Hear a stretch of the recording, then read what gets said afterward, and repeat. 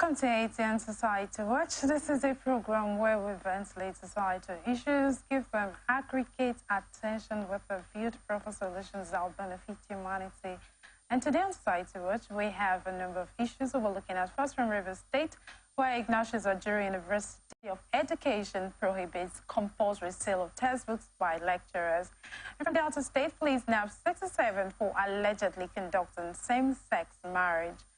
And from Edo State, police nabbed 24-year-old for allegedly stabbing his girlfriend to death. And lastly, from Ogun State, court remands man for assaulting, pulling woman's dreadlocks. These are the issues that we're looking at today, and I won't be doing this alone. I have with me my co-host. Of course, we'll be discussing these issues together. Immaculata, Jacob, Ricana. All right, so we'll go on a very short break, and when we return, we will take up the conversations.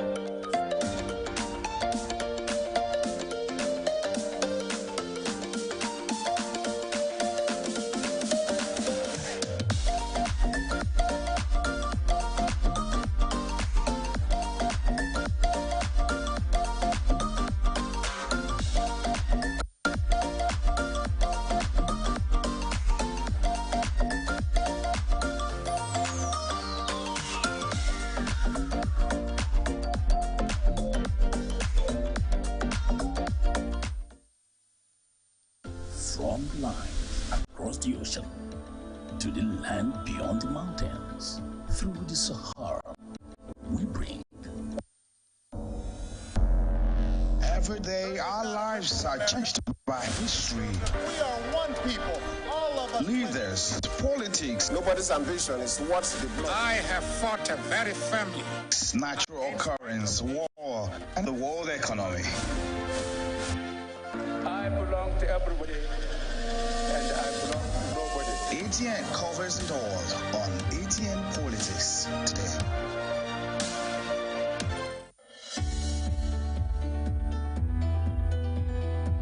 People into the country illegally.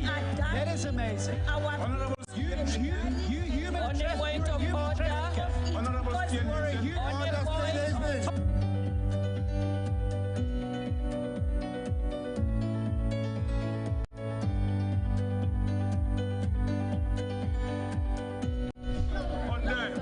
They are not picking our calls. They made up their minds. I am the with the EU, but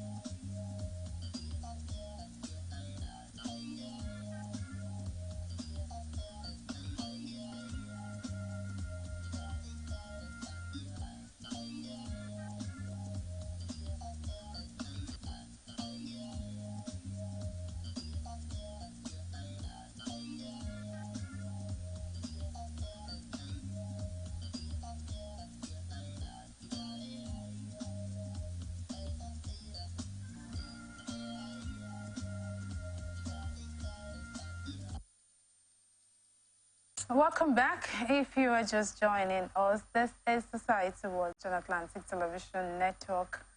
And our first issue is from Rivers State. The management of Ignatius Ajuru University of Education has placed a total ban on the compulsory sale of textbooks by lecturers to students for scores.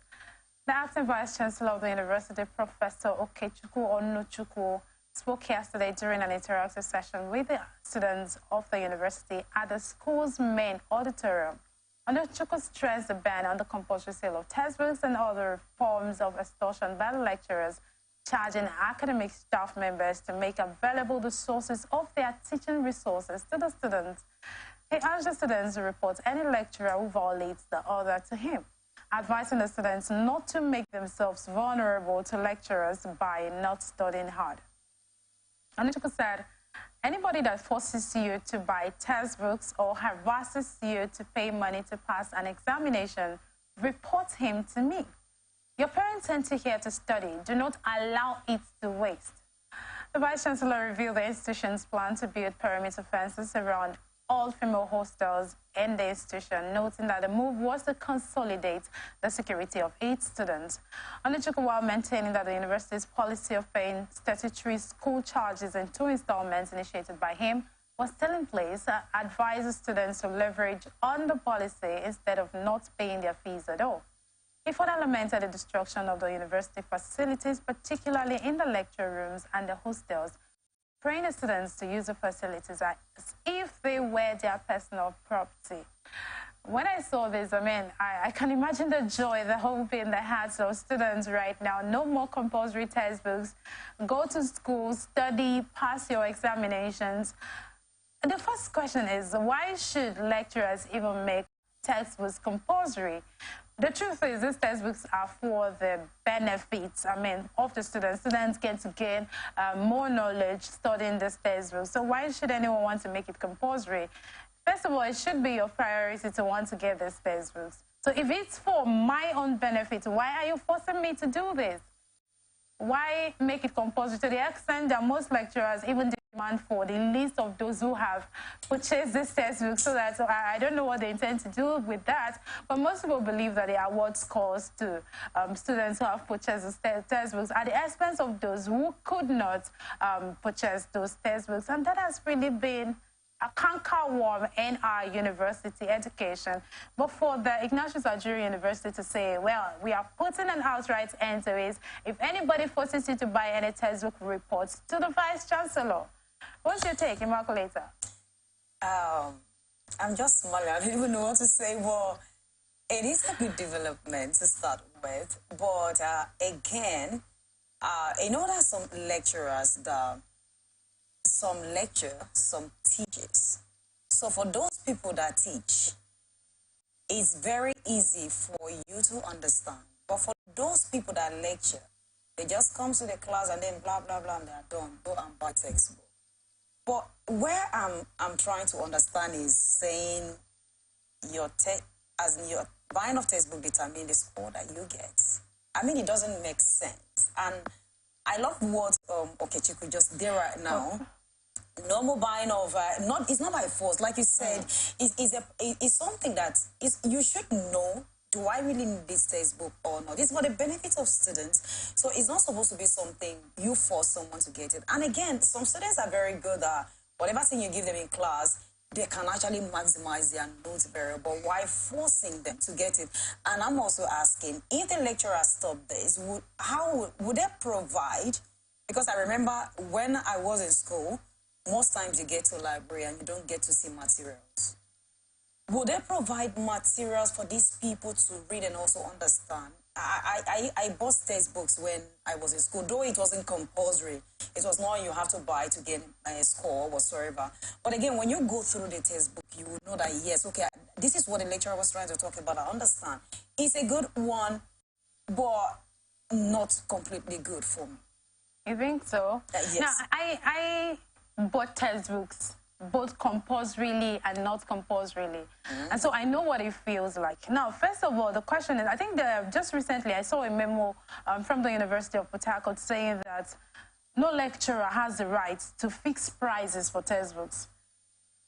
the faculty should determine, access those textbooks and determine how much is fit for those textbooks. And I think that is it for me. Now, these textbooks should be made available in the libraries. If they are in the libraries, we have a stable price that is fit for everyone. You don't just wake up from your house. You have put together some stuff that you feel is appropriate for students to buy, and then you come and start compulsorily asking students to buy. I mean, I got a textbook in my first year. First of all, we are in Nigeria. I got a textbook in my first year, and the lecturers reviewed this textbook because, I mean, after 10 years, you're meant to review. The lecturers reviewed this textbook by my final year, and I was made to buy the same textbook again for a review. Now, what was it in the review? No, just a single chapter. That's why I'm saying that. Bought it at an exorbitant price, and the question is, what is the use? I had 2 textbooks, a chapter difference.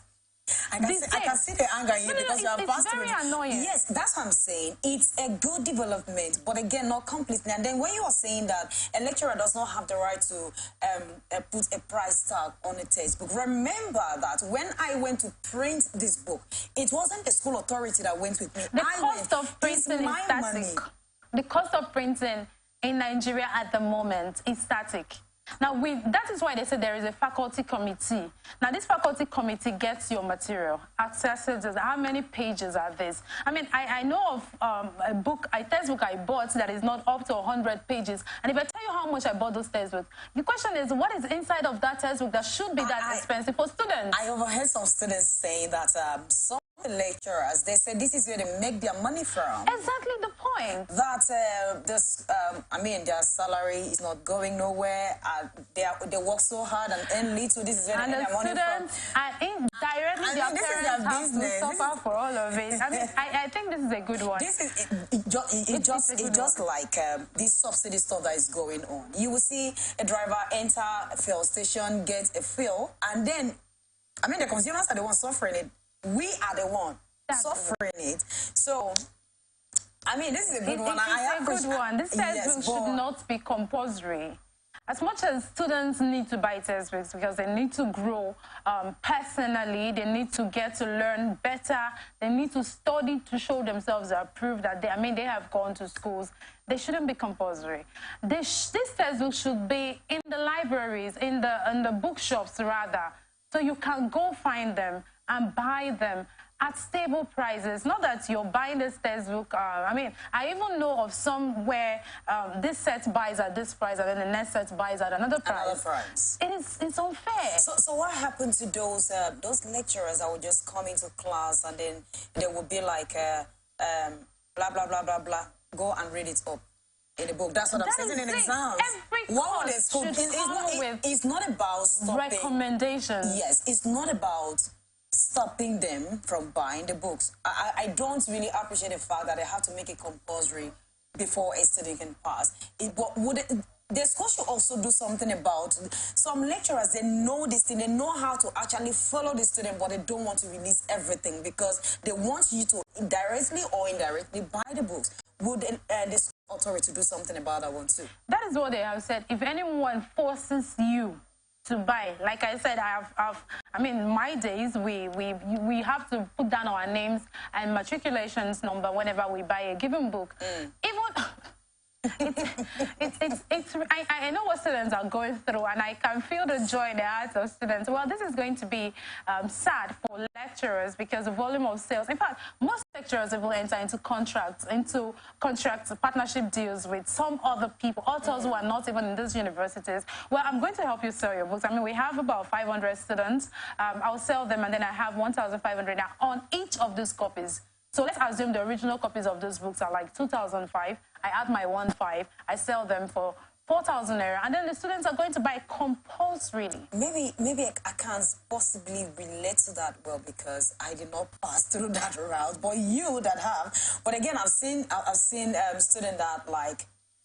My younger sister cannot use my textbook. You have to buy your own. But it's the same thing. Why? That's what I'm saying. It's a good thing. I went for but they should balance it. Program in the same university I did my first degree, and the lecturers that taught you in your first degree using the same textbooks are also insisting you buy the same textbook because you're coming for a postgraduate degree. And the question is, it's the same textbook. There is no difference, but It is compulsory. You must. It's annoying. So like I said, if we can have this policy where these books will be in the bookshops, students can access them at will. When you come to teach, you give out your recommendations. Well, these are the recommended texts for you to read. The onus is on the students to decide, well, this lecturer, let me buy this book. I mean, this is him pouring out his mind. He's the one going to teach me. So it's more like me reading ahead and then knowing exactly what he's coming to teach me. And so you buy the textbook because it's going to be for you. I had textbooks. I bought textbooks virtually for every course. I got textbooks, both those introduced by the lecturers and those not from the lecturers. And I knew the difference. I knew the impacts of reading textbooks on my studies. So it's not a bad thing to have textbooks, but the compulsory attachment of scores to the purchase of this textbook, that is where the challenge is. And it's a good thing. I just hope this can be sustained. But look at it this way. If they were to say, a lecturer is forcing you to buy a textbook because as a student, you're supposed to get a textbook, that's not a problem. But where I am, why will you say that you need to buy this textbook to be able to pass my exams? It means that whatever thing you have taught me in class does not make sense. The most important thing is the textbook. That's just what is just going on in my head right now. Like, why? But like I always say, I love the development, but the school should balance it so that it will not affect students. But I know that this is definitely going to affect the lecturers, but they should balance it when it will not affect students. Students are still going to buy books because most students love to read.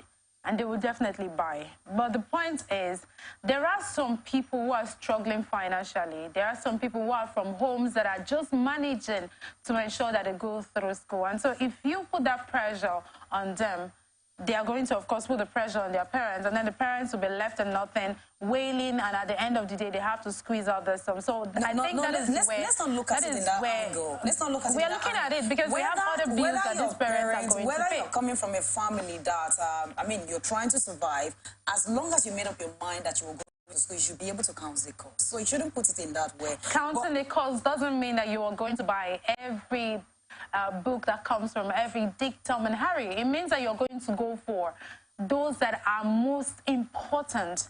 On a scale of preference, I mean, this particular course, I can just get materials in the school library. Why do we have schools libraries?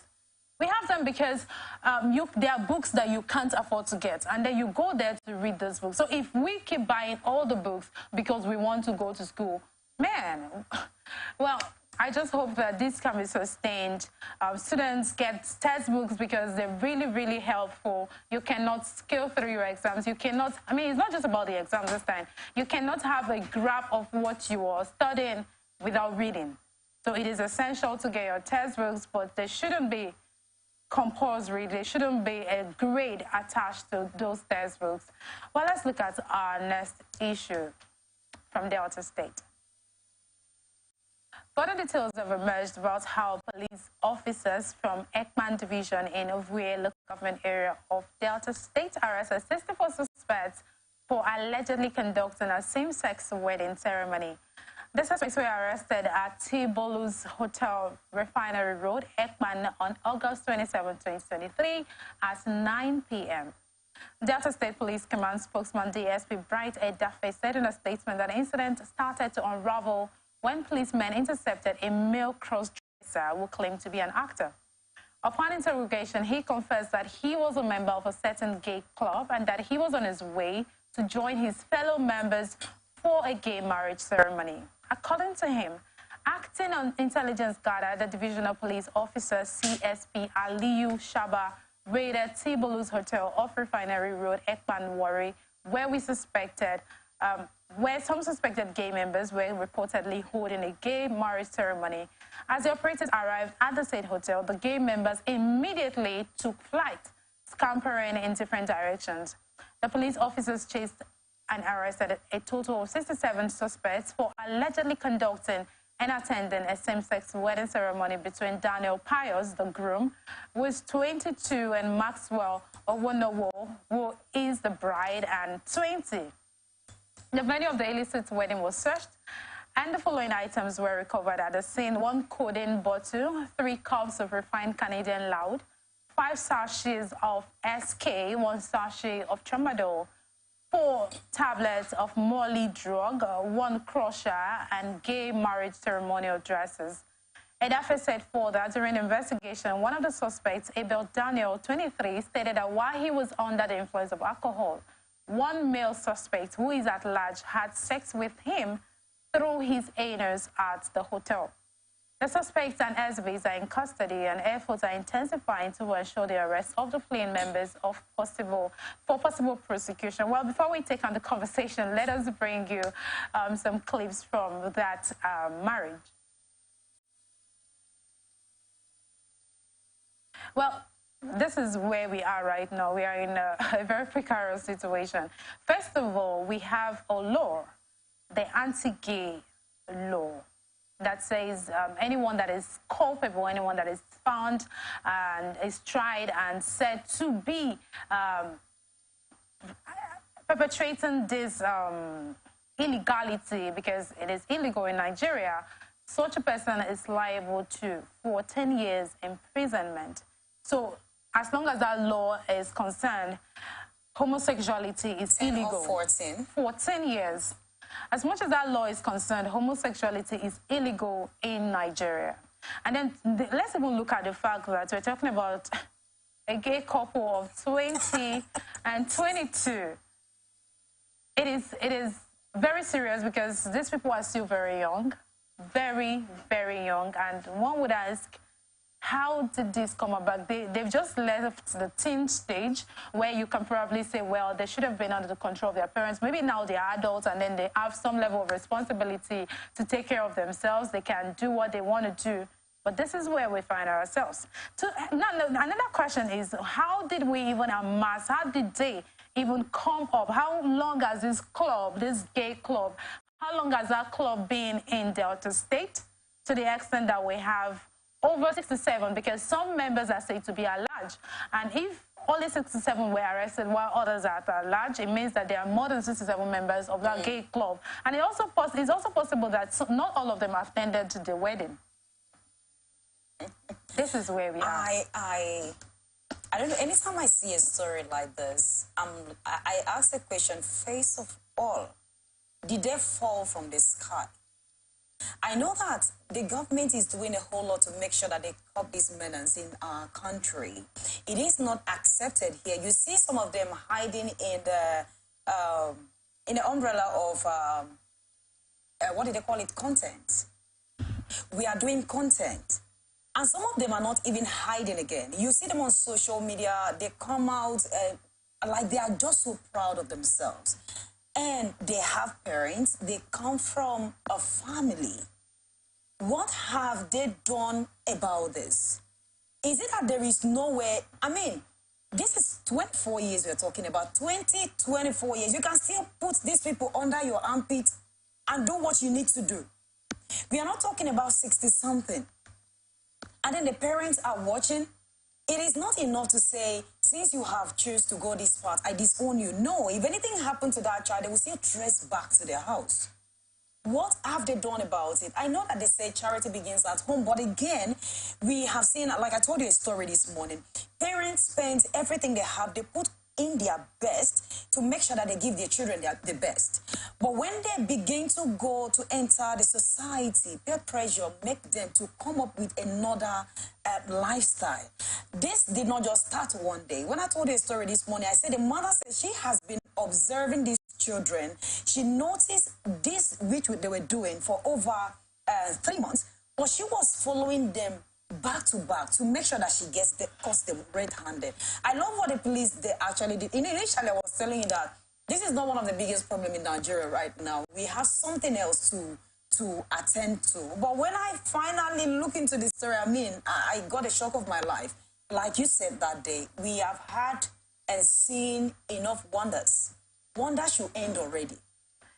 But with this, I think they should spend 14 years. No, because what are they going to be investigating here? You have seen all the evidence. You caused them in the act. It will be heartbroken. It will be breaking. It will be so painful if they come back and say they're still investigating. I wouldn't know. You see, I have a problem with hoteliers. I have a problem with those who own recreation centers and relaxation centers in the country. A hotel was harboring these people. A hotel was giving them space to conduct a gay marriage, knowing very well that it is illegal in Nigeria.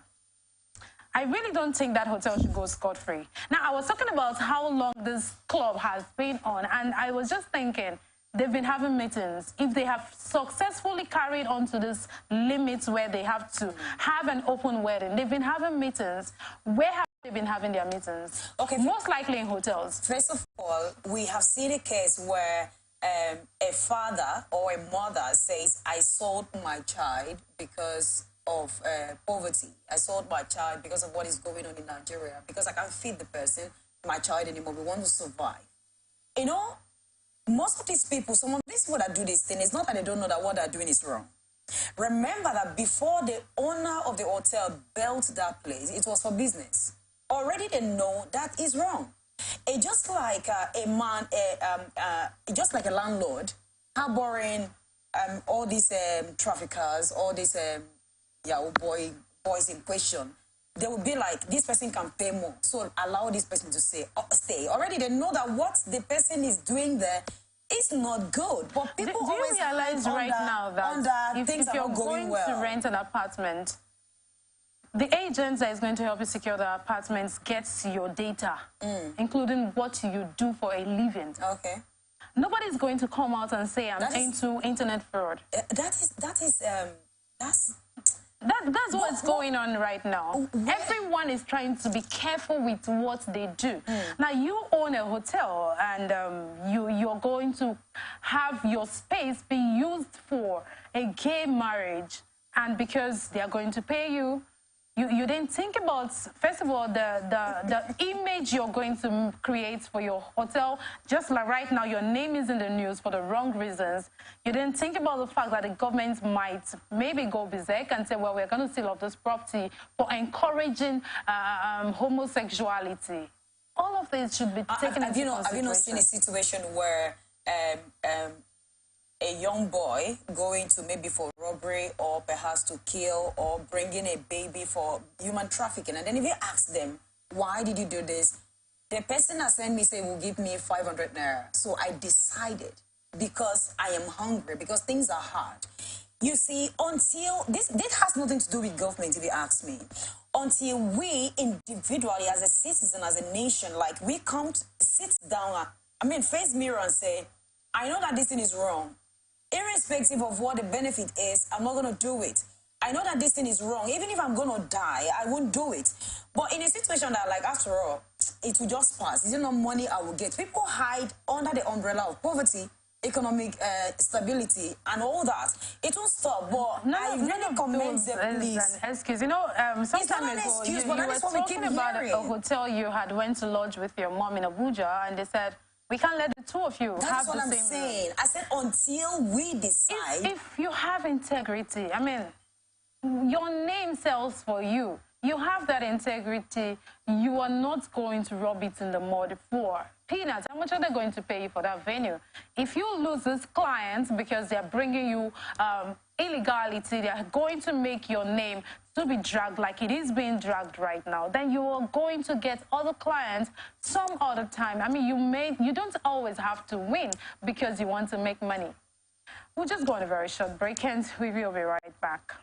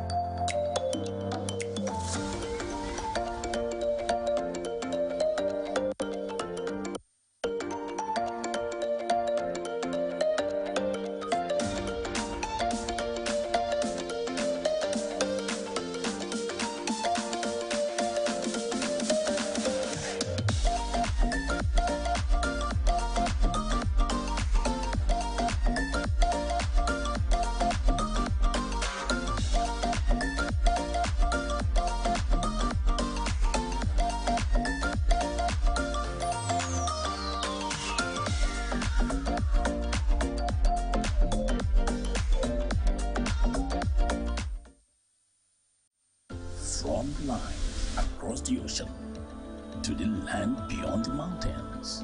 Through the Sahara, we bring. Every day, our lives are changed by history. We are one people, all of us. Leaders, politics, Nobody's ambition is what's the blood. I have fought a very family. natural occurrence.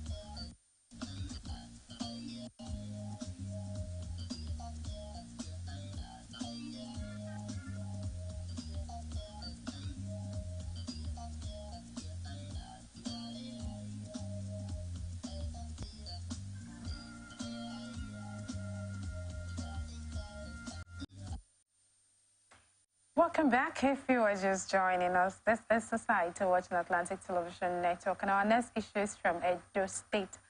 The police in Edo State have arrested a 24-year-old student of the University of Port Harcourt for allegedly stabbing his girlfriend to death.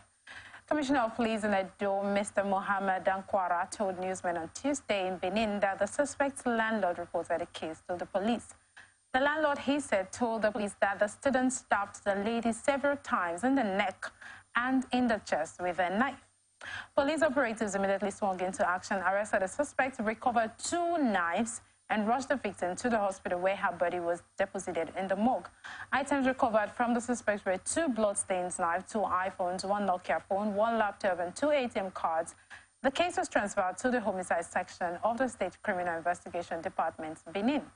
The suspects will be arraigned for murder soon, Dankwara said. Speaking with newsmen, the suspect said the deceased traveled from Asaba to spend some time with him in Benin when he found some fetish substances in her possession. He said this led to an argument that resulted in the girl stabbing him, and he responded in equal measure. When we talk about domestic violence, I always say that it's a two-way thing. Now, in this case, according to the young man, unfortunately, the young lady is no more to give her own side of the statement. She started stabbing. I mean, why should anyone in a relationship resort to not just violence, but using weapons? This is a weapon that is capable of taking a life, and you didn't consider that. You had issues, you didn't think of how to resolve it. You resorted to using a knife to stab, and then it was now a stabbing competition. He decided to match her equally. I mean, I'm a man, you shouldn't stab me, so I am going to, you know, 2 wrongs have never made a right, and I doubt if they will ever make a right. He decided to respond in the same measure by getting his own knife and stabbing her. And of course, he is a man. There's a possibility he must have overpowered her. And then they ended up stabbing each other to the extent where somebody died in the process. He was unconscious at the time the police got there. They rushed him to the hospital and deposited her corpse in the mortuary. Now we have a loss. He's been interrogated at the police station because he was with her in his apartment, and she died from a stabbing parade. I mean, let me call it that, stabbing parade. What exactly is going on with us? Is it that we don't know things that are capable of taking lives? Because if you tell me that someone stabs me, I didn't run to find safety elsewhere. I didn't run to call for help. Maybe if more people come in, they talk to her, it's going to come to an end.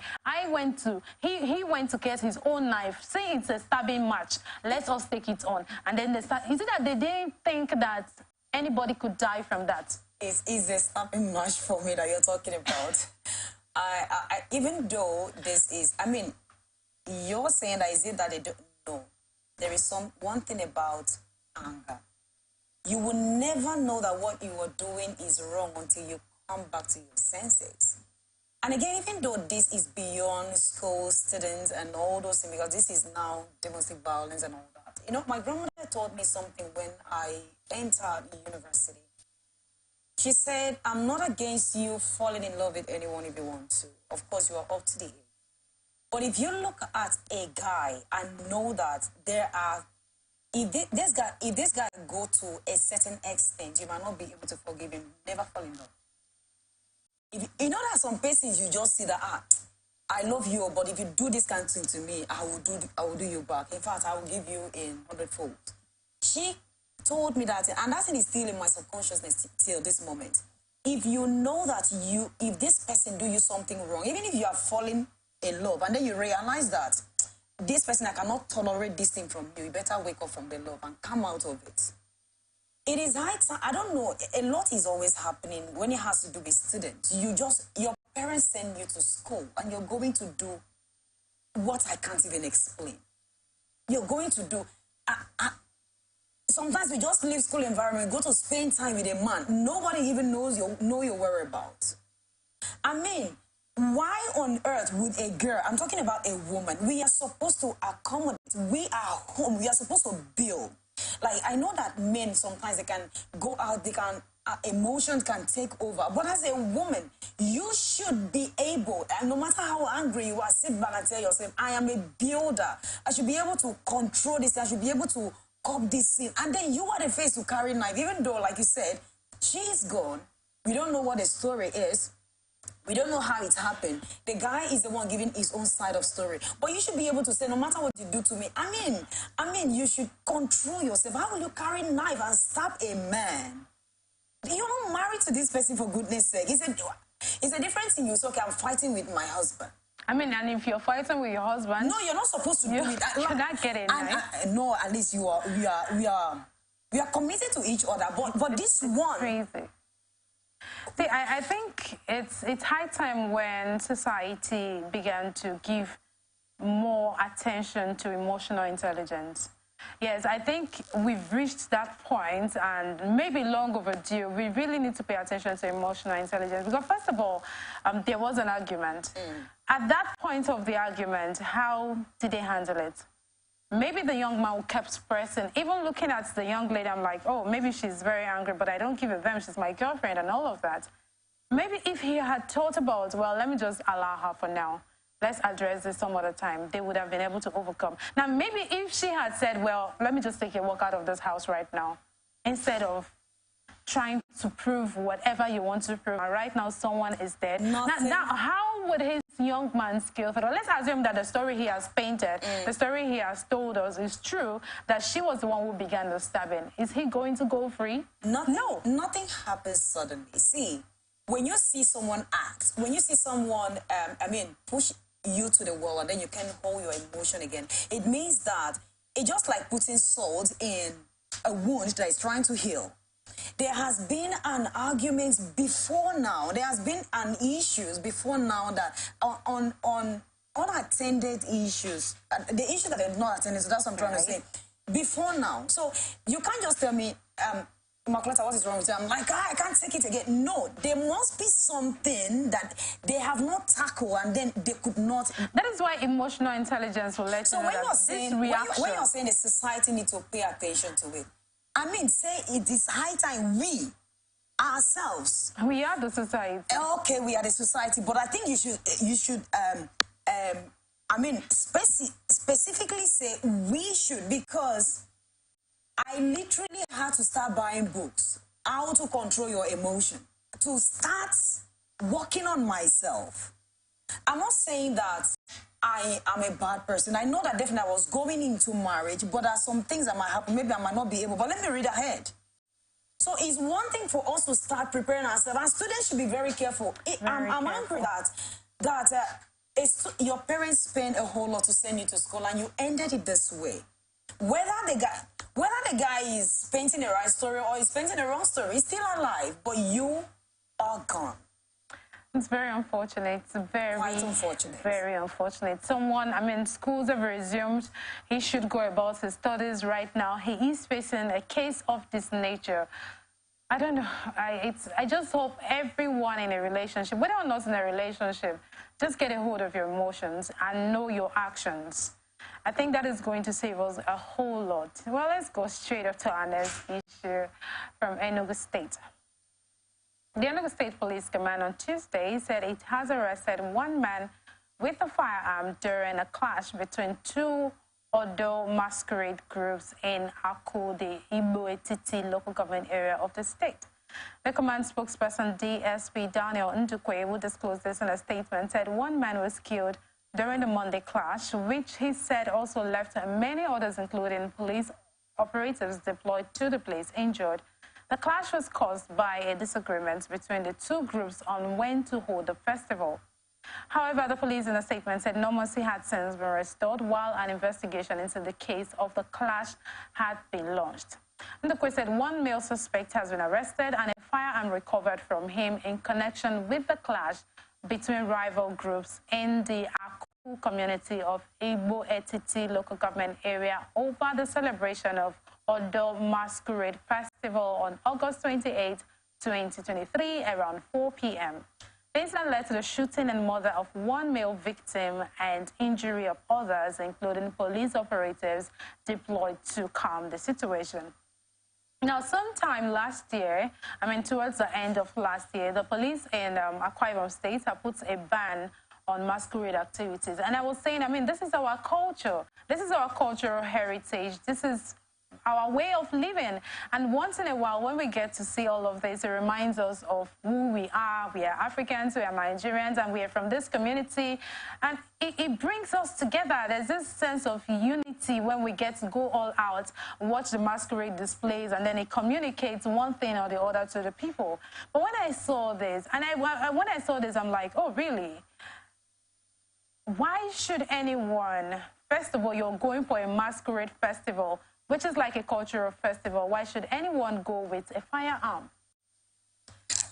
Are we losing the essence of our culture? Because we are trying to do things that I really do not understand. This is a cultural festival. What exactly are we doing? Now, gradually, maybe tomorrow they will say, well, we no longer want masquerade activities because of the level of crime that is being perpetrated. Someone died, others were injured, including police officers who were deployed to restore peace and normalcy in that area. Are we going to lose our values because we can no longer put ourselves together, because we no longer have respect for the culture? Because I believe if we had respect for the culture, even the masquerades, we wouldn't even be coming out with firearms to such an event. It's said to be sacred. Something that people believe, has maybe a spirit that is ordering it, and spirits are not permitted to go about with firearms. I don't know. Have you seen one before? I haven't heard it before. My grandparents usually tell me of these masquerade activities. I never hear of things like this. The spirits are not permitted to go about with firearms. Indeed, they are not permitted. I remember there was a time this is something cultural, all this masquerade or so have you, that are kind of culture that people are supposed to come out, like you said, then you just feed your eyes on it. You just remember that, yes, I'm from Africa, I'm an African. But it got to a time whereby if a female, not just a female, like when they're displaying this culture and then you come out, if care is not taken, you might not go back home alive. Because it'll be like, no, you're not supposed to see. No, it's against people coming out and all that and so have you. But I don't know the case here. It happened before they even come up with that normal masquerade in that particular state. It happened that when people are going out to go and watch masquerade, watch these programs, this cultural display and all that, they go with, not necessarily firearm, but they go with something. That if you say that you are a masquerade and you are a spirit, you harm anybody that I know, I'm going to do you something. There was a time that... It's funny. It's actually funny. There was a time that a driver had to intentionally drove to go and kill. And it happened. Like, just badge the masquerade. Okay, you did so thing to this person. It was not supposed to be a violent stuff. But they came up in that aspect that, it's a spirit. You're not supposed to do this. You're not supposed to do that. So I don't know what the case could be here. But for that person to actually carry... But first of all, why will you even carry fire? No, no, Who gave you the right? Let's look at this. Is it that the spirits behind these masquerades are somehow becoming violent? I don't know. That was the same question I asked. Is it that? Is it that? No. I think it is high time that the custodians of our traditions need to look at all of this, because we are gradually losing our values. We are gradually losing the things that make us Africans, the things that make us Nigerians. If we can no longer have such festivals where we go out, meet with friends, get to experience these activities, and then you come back home and you're able to maybe tell your children, like my grandparents told me, or my mom told me, you're able to tell your children all of this, then it means that we are losing a very important part of our lives.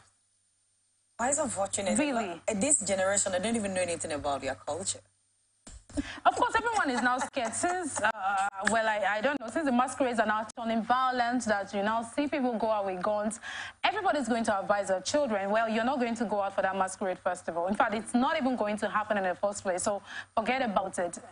And it's not ideal. This should be, in some parts of the world, people travel all the way from Nigeria just to go experience these things. And then we have them in Nigeria. We are using ours as a battlefield. We are using ours as a ground to breed death, injuries on innocent people. This shouldn't be. I think the custodians of our tradition, our traditional rulers, the entire traditional institutions should look into these anomalies and address them. It's late already, but it's better late than never. And address them so that we still uphold these values in our societies. We still uphold our culture. We still uphold our tradition. I want to hear that we have masquerade festivals that go on successfully without anyone being hurt, without anyone being harassed. Culture is preserved. The people are living their lives normally. That is the kind of society that we want for ourselves. Well, this is the much we are going to be taking on this program. Thank you so much, Immaculata, for joining us. Thank you, Anita. And thank you, our viewers, for being out there. We hope you had a great time, and just to remain peaceful wherever you are. I am Anita Obari. If you missed anything, you can follow us on our social media platforms: Twitter at Atlantic TV Net, Facebook and YouTube at Atlantic Television Network, Instagram and TikTok at Atlantic TV Network 1. Do remember, the peace and unity are the pathways to progress.